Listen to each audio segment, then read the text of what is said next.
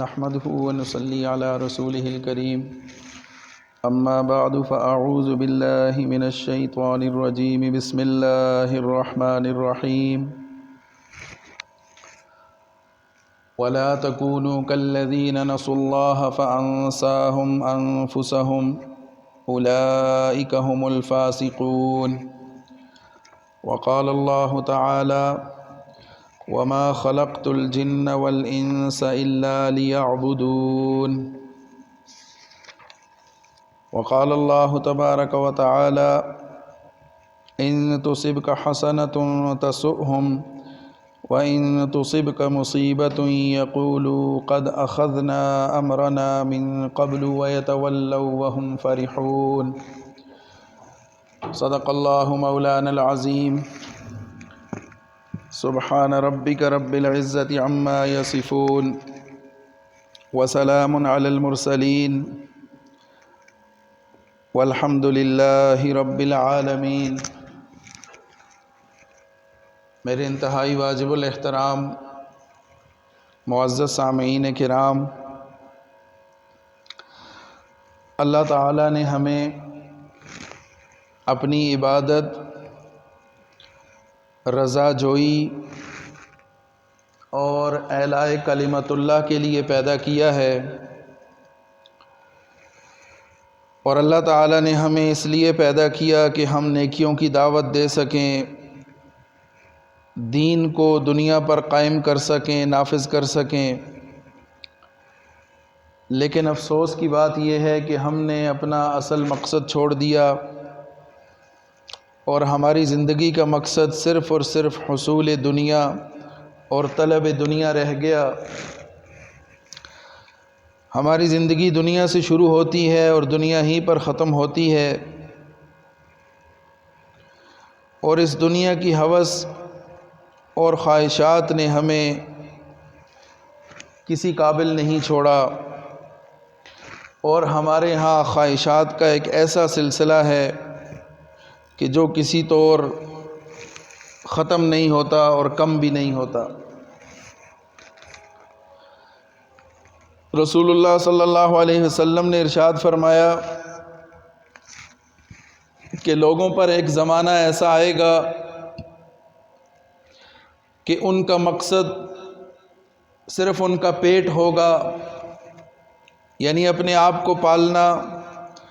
اپنی پرورش کرنا، اپنی معیشت کو درست کرنا۔ تو ان کا قبلہ و کعبہ ان کا پیٹ ہوگا، ان کی معیشت ہوگی، اور دولت ان کی عزت ہوگی، عورت ان کا قبلہ ہوگا، اور روپیہ پیسہ ان کا دین ہوگا۔ تو رسول اللہ صلی اللہ علیہ وسلم نے فرمایا کہ جب یہ کیفیت ہوگی، اس قسم کے لوگ ہوں گے،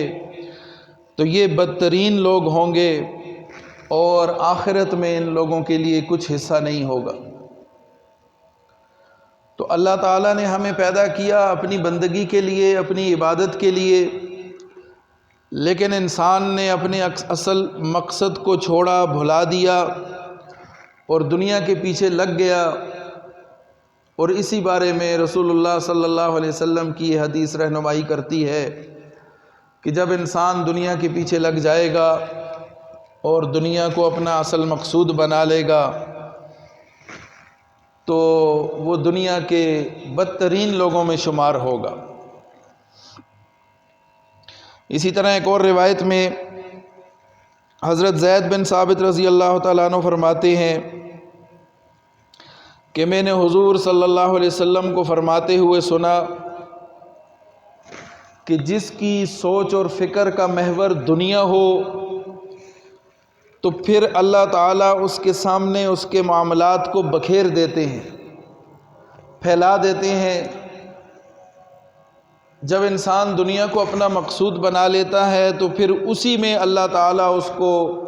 مصروف کر دیتے ہیں، غرق کر دیتے ہیں۔ جب انسان دنیا کو اپنا قبلہ و کعبہ بنا لیتا ہے، اپنا مقصود بنا لیتا ہے، تو رسول اللہ صلی اللہ علیہ وسلم فرما رہے ہیں کہ اللہ تعالیٰ اس کے لیے اس کے معاملات کو بکھیر دیتے ہیں، اور اس کے فقر کو اس کے سامنے کر دیتے ہیں۔ انسان اس فکر میں گھلا جاتا ہے، پریشان رہتا ہے کہ میرا کیا بنے گا، میری معیشت کا کیا بنے گا، میری دولت کا کیا بنے گا، میرے بال بچوں کا کیا بنے گا۔ تو جب دنیا کو مقصود بنا لیتا ہے، دنیا اس کے سامنے اس کی سوچ اور فکر کا محور اور مرکز بن جاتی ہے، تو اللہ تعالیٰ اس کے لیے اسی میں اس کو مصروف ایسا کر دیتا ہے کہ اس کے فقر کو اس کے سامنے کر دیتا ہے، اور وہ اسی فکر میں گھلتا رہتا ہے، پریشان رہتا ہے، اور اس کی ساری صلاحیتیں پھر اسی دنیا کو حاصل کرنے کے لیے اور اس دنیا کو بہتر کرنے کے لیے لگتی رہتی ہیں۔ اور پھر آگے فرمایا کہ اسے دنیا میں ملتا اتنا ہی ہے کہ جتنا اس کے مقدر میں لکھ دیا گیا، لیکن انسان چونکہ جلد باز واقع ہوا ہے، بے وقوف واقع ہوا ہے، اس لیے انسان اس چیز کو سمجھنے سے قاصر ہوتا ہے اور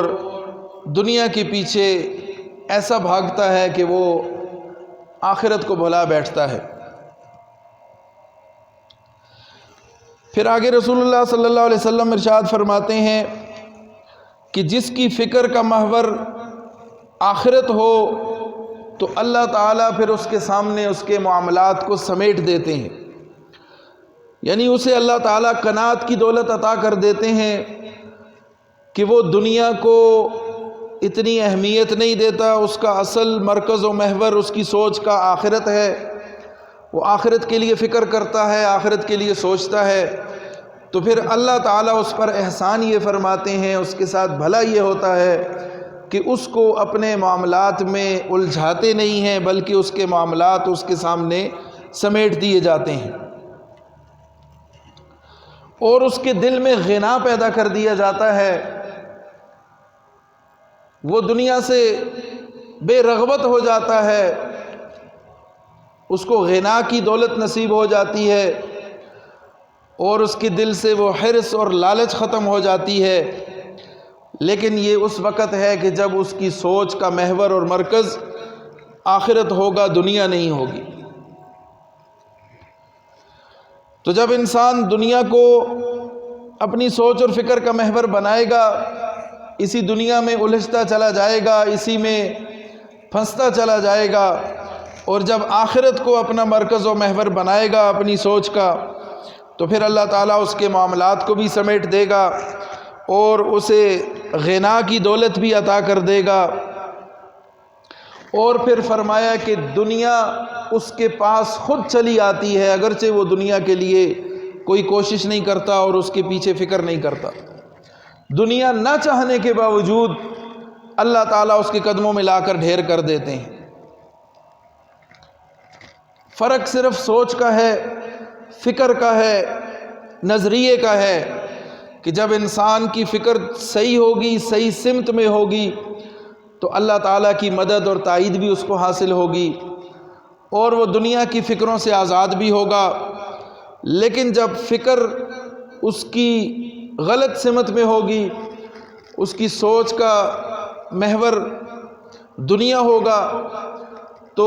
یہاں پر پھر اللہ تعالیٰ اس کو دنیا ہی میں مصروف کر دیں گے، اور اس کے لیے پھر یہ دنیا ہی ایک ایسی دلدل ثابت ہوگی کہ جس کے اندر وہ ہر لمحہ دھنستا چلا جائے گا، اور اگر وہ آخرت کی فکر نہیں کرے گا تو اس سے نکلنے کی صورت بھی اس کے لیے نہیں بچے گی، اور بالآخر وہ ہلاکت کے اوپر اس کا انجام ہوگا۔ تو اللہ تعالیٰ نے ہمیں مسلمان پیدا کیا اور ہمیں ایک مقصد دے کر دنیا میں بھیجا، لیکن آج کا مسلمان اس مقصد کو بھلا بیٹھا ہے۔ آج اگر غور کیا جائے تو امت مسلمہ کا، مسلمان قوم کا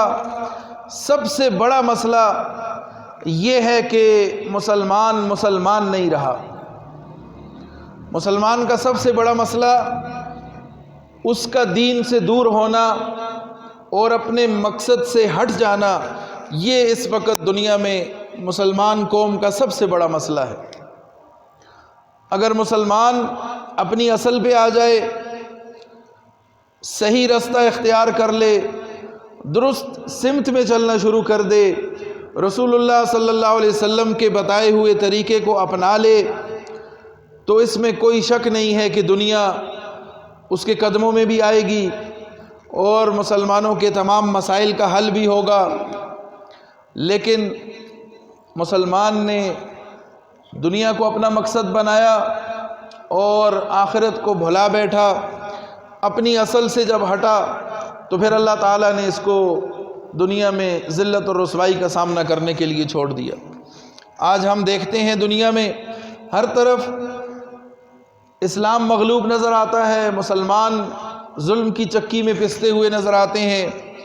وجہ ایک ہی ہے کہ مسلمان نہیں رہا، نام کا تو مسلمان ہے اور حلیہ مسلمانوں والا ہے، لیکن جو اعمال رسول اللہ صلی اللہ علیہ وسلم نے دیے تھے اس امت کو اور جن کو کامیابی کا ذریعہ بنایا تھا، ان اعمال سے آج ہم دور ہو چکے ہیں اور آج ہم نے اپنے اصل رستے کو چھوڑ دیا ہے۔ تو رسول اللہ صلی اللہ علیہ وسلم کی یہ حدیث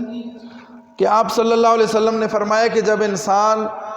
دنیا کو اپنا مرکز اور محور بنا لیتا ہے تو پھر وہ اسی دنیا میں پھنس کے رہ جاتا ہے، دنیا کے معاملات اللہ اس کے سامنے کھول کے بکھیر کے رکھ دیتا ہے اور فقر و فاقے کی اس کو فکر لگ جاتی ہے، پریشانی لگ جاتی ہے اور وہ اسی کو درست کرنے میں ساری صلاحیتیں لگا بیٹھتا ہے، جبکہ آخرت اگر اس کی فکر کا مرکز اور محور ہوگی، آخرت کے لیے سوچے گا، آخرت کے لیے تیاری کرے گا، تو پھر اللہ تعالیٰ اس کے دل کو غنی بھی کر دیں گے اور اس کے معاملات کو سمیٹ دیں گے اور دنیا میں مزید وہ ذلت اور رسوائی سے بچ جائے گا، اور یہ دنیا ذلیل اور رسوا ہو کر خود اس کے قدموں میں آ کر گرے گی۔ لیکن شرط کیا ہے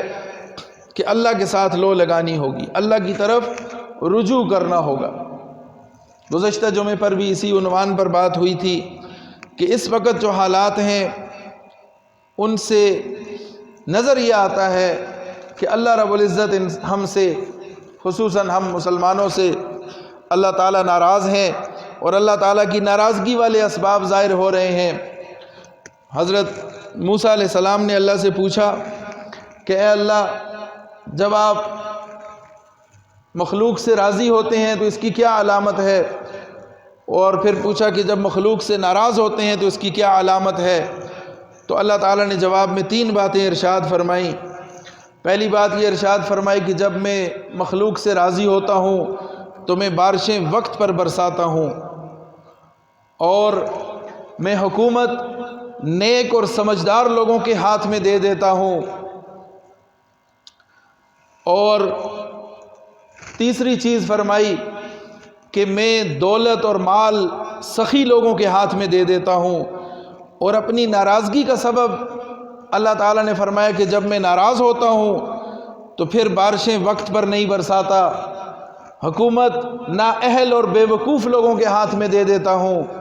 اور مال اور دولت بخیل اور کنجوس لوگوں کے ہاتھ میں دے دیتا ہوں۔ جب یہ علامت تم دیکھو تو سمجھ جاؤ کہ میں تم سے ناراض ہوں، اور اگر اس کے برعکس دیکھو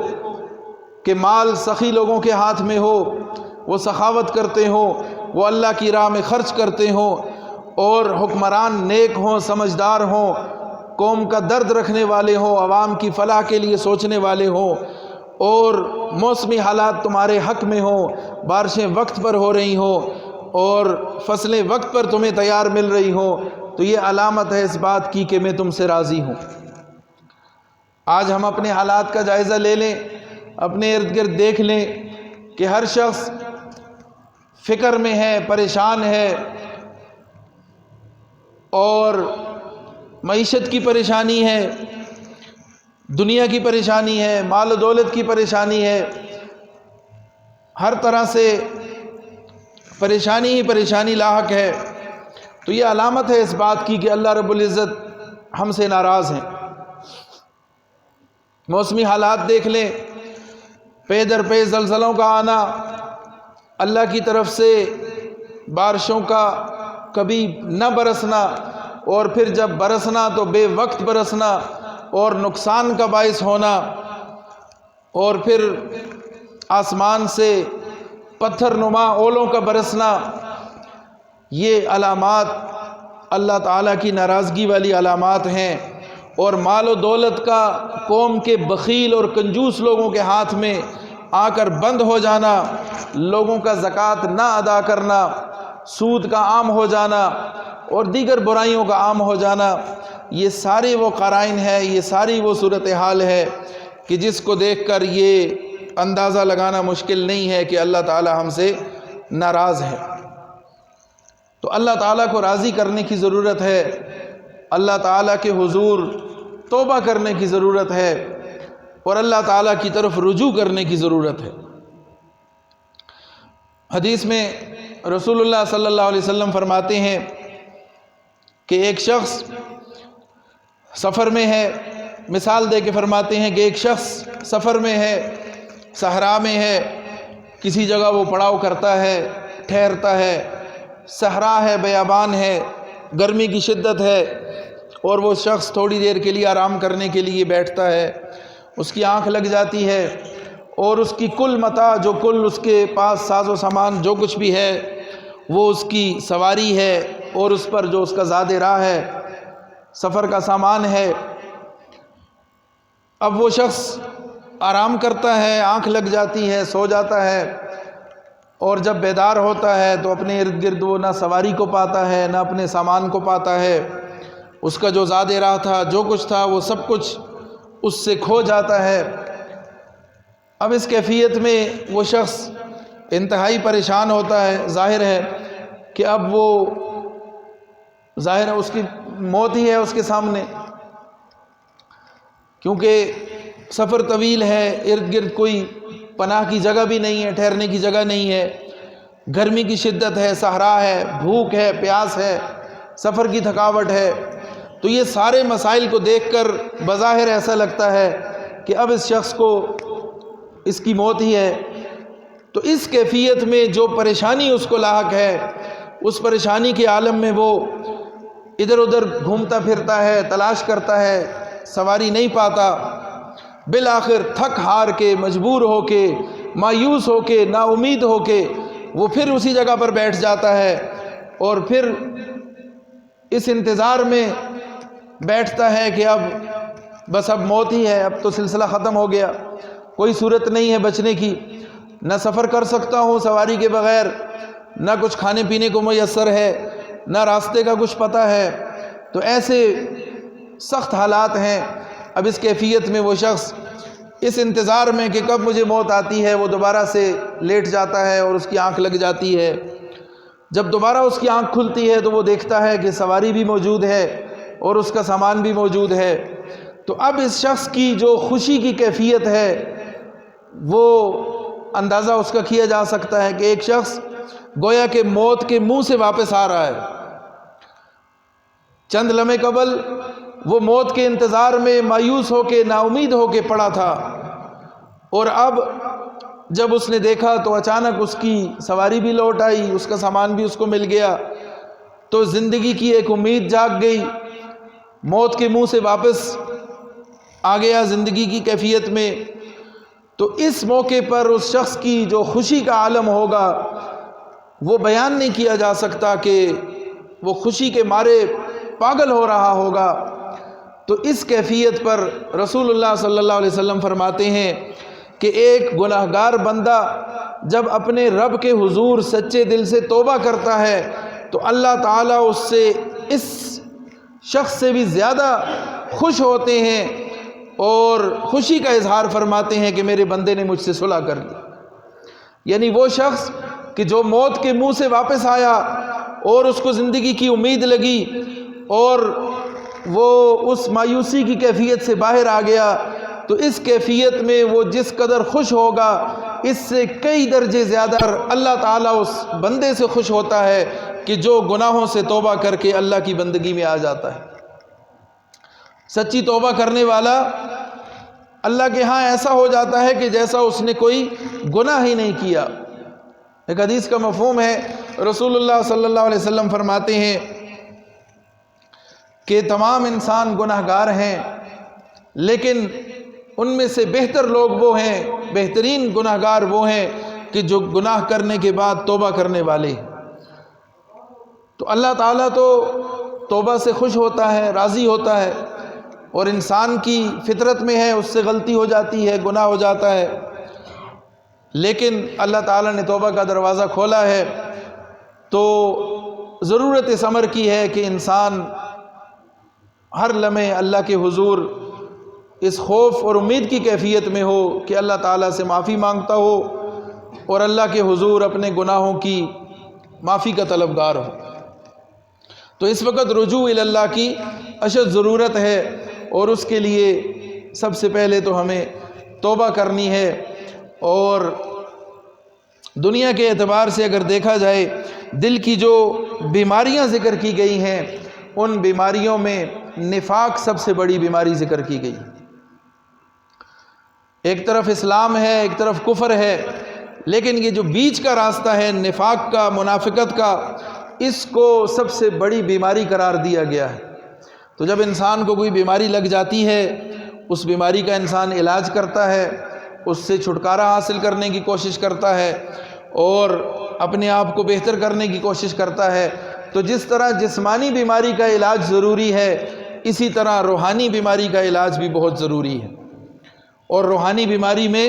سب سے بڑی بیماری ارشاد فرمایا کہ نفاق ہے، کہ زبان سے کچھ کہے، دل میں کچھ اور رکھے، اور گویا کہ وہ اللہ کو بھی دھوکہ دینے کی کوشش کرتا ہے، انسانوں کو بھی دھوکہ دینے کی کوشش کرتا ہے، لیکن حقیقت میں وہ اپنے آپ کو دھوکہ دے رہا ہوتا ہے۔ اور نفاق کو اللہ تعالیٰ نے بڑا کھل کے بیان کیا ہے کہ جب مسلمانوں پر سخت وقت آیا، تبوک کے موقع پر حی علی الجہاد کی صدا لگی، وہ مشکل وقت تھا، موسم گرمی کا تھا، فصل پک کر تیار ہونے والی تھی، اور فقر و فاقہ تھا، جانے آنے کا زیادہ راہ نہیں تھا، خرچہ نہیں تھا، بہت سارے مسائل تھے، اور نکلنا مشکل تھا۔ ان مشکل حالات میں جب صدا لگی اور کوچ کا حکم آیا، تو اس موقع پر جانثار صحابہ کرام رسول اللہ صلی اللہ علیہ وسلم کی خدمت میں حاضر ہوئے، اور اپنے آپ کو پیش کر دیا، خود کو بھی، اپنا جان اور مال سب کچھ پیش کر دیا۔ لیکن ایک طبقہ ایسا اٹھا کہ جو بہانے بنانے لگا، جو درخواستیں لے کر آگے، اور جو مختلف ہیلے بہانے کر کے ساتھ جانے سے انکاری ہو گئے۔ ان کے نفاق کو اللہ تعالیٰ نے کھل کر بیان کیا۔ اور آج کے اس دور میں دیکھ لیں، موجودہ حالات کے تناظر میں دیکھ لیں، تو اس وقت بھی ہمیں ایک طرف اسلام نظر آئے گا، اسلام کی خاطر جان دینے والے نظر آئیں گے، اسلام کی خاطر ڈٹ جانے والے نظر آئیں گے، اسلام کی خاطر اپنا سب کچھ قربان کر دینے والے نظر آئیں گے، اور دوسری طرف اسلام کو نقصان پہنچانے والے، اسلام کو صفحہ ہستی سے مٹانے کے خواہش مند کفر والے نظر آئیں گے، اور ایک بیچ کا طبقہ بھی ہمیں نظر آئے گا جو وقتاً فوقتاً سر اٹھاتا رہتا ہے اور جو اپنی اصلیت ظاہر کرتا رہتا ہے۔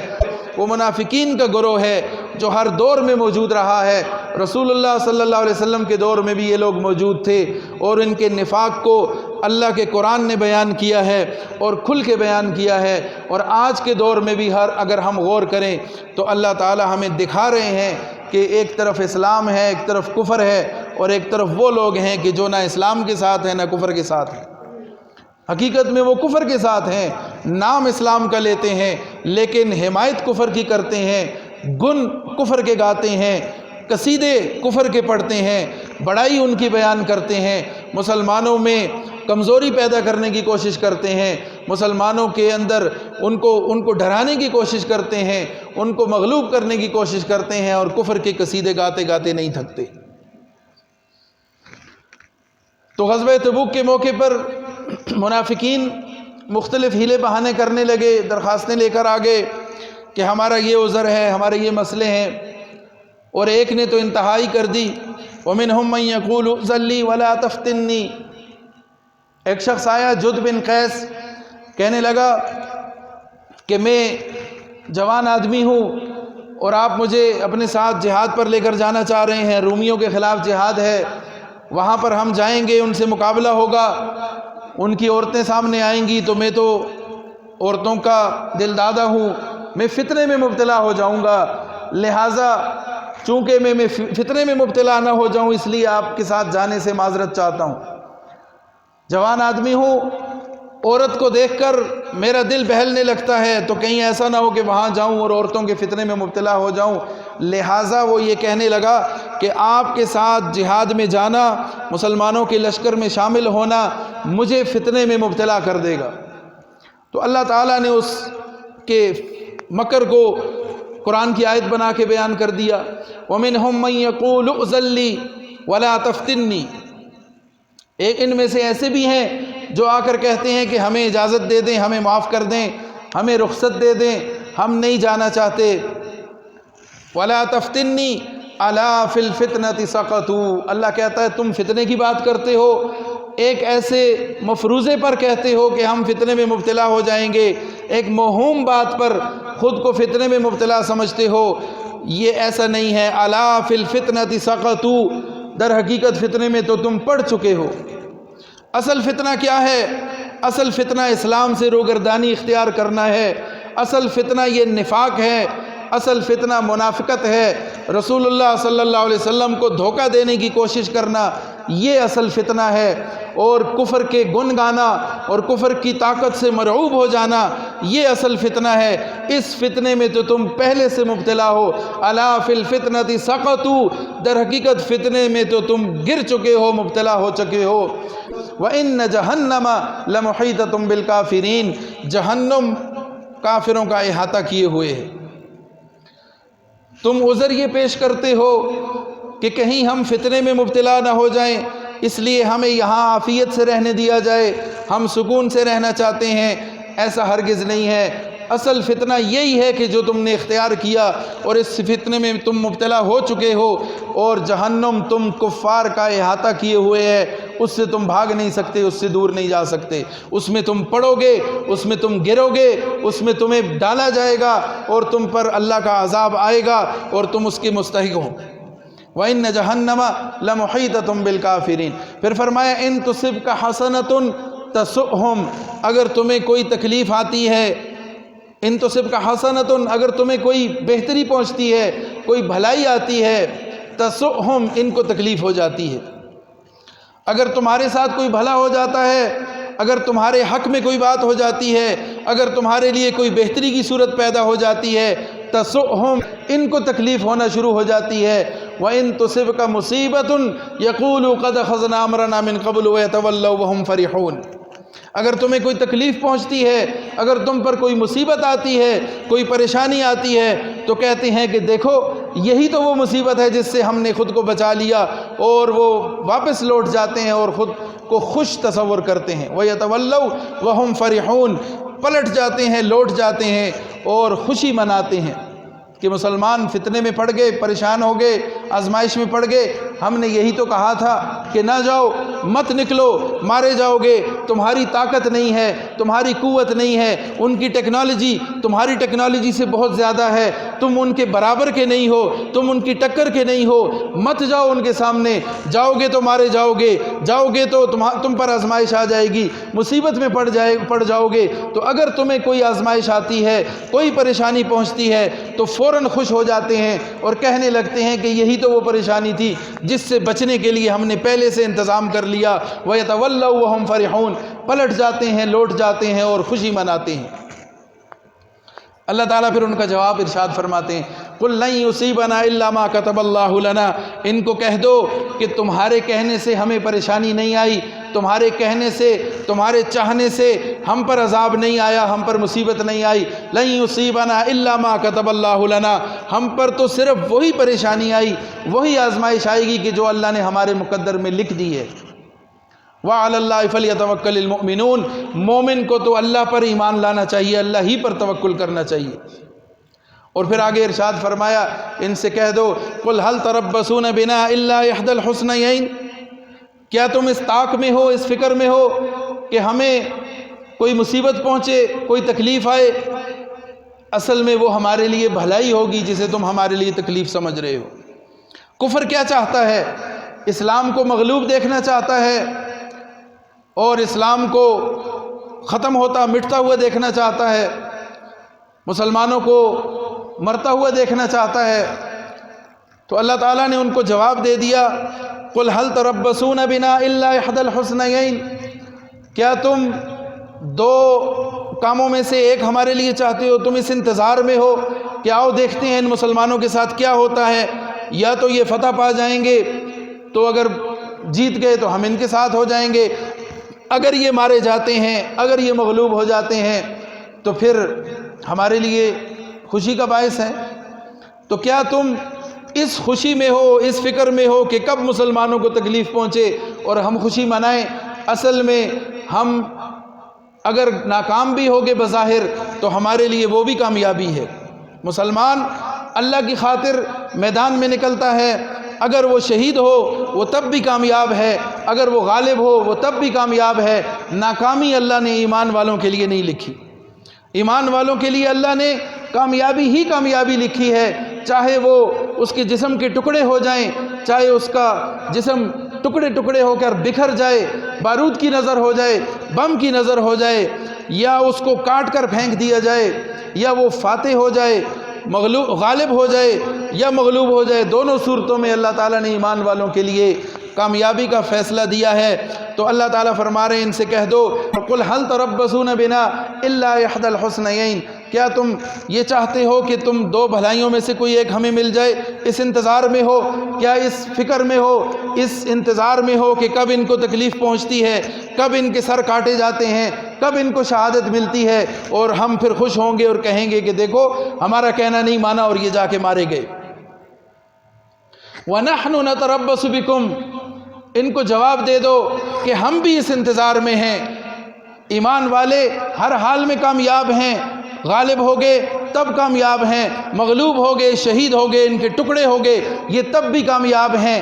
فکر تو تمہیں اپنی کرنی چاہیے۔ وَنَحْنُ نَتَرَبَّصُ بِكُمْ، ہم بھی اس طاق میں ہیں، اس انتظار میں ہیں، اس فکر میں ہیں، أَن يُصِيبَكُمُ اللَّهُ بِعَذَابٍ، کہ اللہ تم پر اپنا عذاب نازل کب کرے گا، أَوْ بِأَيْدِينَا، یا اللہ تم پر اپنا عذاب نازل کرے گا، اپنی طرف سے تمہارا صفایا کر دے گا، یا اللہ ہمارے ہاتھوں سے تمہیں عذاب دے گا۔ آؤ ہم بھی اس انتظار میں دیکھتے ہیں کہ کون فتح پاتا ہے اور کون مغلوب ہوتا ہے۔ تم بھی انتظار کر رہے ہو، اس فکر میں ہو کہ کب مسلمان مغلوب ہوں گے اور ہم شادیانے بجائیں گے، خوشی منائیں گے۔ آؤ ہم بھی اس انتظار میں ہیں کہ کب تم پر اللہ کا عذاب آتا ہے، یا اللہ ہمارے ہاتھوں سے تمہیں عذاب دیتا ہے اور ہمارے دل ٹھنڈے ہوتے ہیں۔ آؤ انتظار کرتے ہیں، دیکھتے ہیں کہ کس کے ساتھ کیا انجام ہوتا ہے۔ تو انجام اللہ نے ایمان والوں کا کامیابی کا رکھا ہے، منافقوں کا اور کفر کا انجام اللہ نے جہنم رکھا ہے، ہلاکت رکھا ہے، اور وہ ان کو مل کر رہے گا۔ مسلمان کا کام کیا ہے کہ اپنی سمت کو درست کرنا، اپنے معاملات کو درست کرنا، اللہ رب العزت کے ساتھ اپنے تعلق کو درست کرنا، اور پھر اللہ کی مدد کو ساتھ لے کر میدانوں کا رخ کرنا، اور دنیا میں اللہ کے دین کو غالب کرنا، اور اس دین کے غلبے کے لیے اپنی ساری صلاحیتیں اور اپنی ساری کوششیں لگا دینا، یہ مسلمان کا مقصود ہونا چاہیے۔ اور جب مسلمان اس مقصد پہ آ جائے گا، اللہ کے ساتھ تعلق کو جوڑ لے گا، اللہ کے ساتھ تعلق کو مضبوط کر لے گا، تو پھر وہ وقت دور نہیں کہ اللہ تعالیٰ اس کو دنیا میں عروج بھی دے گا اور فتح بھی دے گا۔ اللہ تعالیٰ ہمیں اپنے اصل مقصد پر آنے کی توفیق عطا فرمائے، اور رجوع الی اللہ کی جو اشد اس وقت ضرورت ہے، اس کی اللہ تعالیٰ ہمیں اس کی کمی کو پورا کرنے کی توفیق دیں کہ ہم اللہ تعالیٰ کے حضور توبہ کریں، استغفار کریں، اور اللہ سے اپنے گناہوں کی معافی مانگیں، اور اپنے معاملات کو درست کریں، اور دنیا میں جو مسلمانوں کے ساتھ حالات درپیش ہیں، اللہ تعالیٰ ان حالات کو مسلمانوں کے حق میں کر دے، اور اللہ تعالیٰ کفر کو نیست و نابود کرے، اس کو مغلوب کرے۔ اللہ تعالیٰ مسلمانوں کو فتح و کامرانی نصیب فرمائے۔ وآخر دعوانا ان الحمد للہ رب العالمین۔